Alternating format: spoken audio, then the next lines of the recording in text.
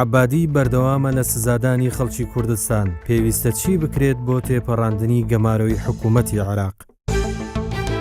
عەبادی چەند سارە بە درێژای عەبادی، نووری مالێکی هەموویان هەردوو لەگە خەڵکی کوردستان دەکەن، شعبی کوردستان دەکەن.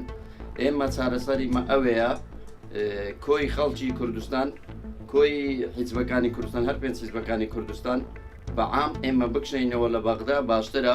ئەوانە هەر بە درۆ ئێمە دەخافرێنن. هیچ لەو قەنەعاتێک نیمە ئەوانە هیچ شتێک بۆ کورد بکەن.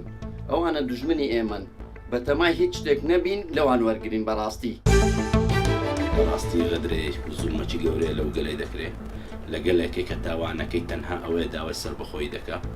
بەڵام بەداخەوە ئەو حکوومەتەی کە ئێستا لە بەغدایە تەقەبولی ئەوەی ناکە کە گەلێک چەندان سەدان ساڵە گلەی لێکراوە.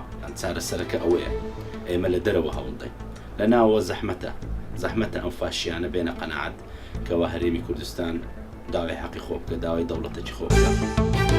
هیچ شتێک نەماوەتەوە بۆ کوردستان لە عێراق. کوردستان لەمەوەدا لە عێراق دەبێتە کەمینە تەوافق نەما. پێم وایە بگەڕنەوە کوردستان باشترە لە ناو خۆمان، ناوخۆی کوردستان تونند و تۆڵکەن و حەزبە سیاسەکان لەگەر یەکتری دانیشتن و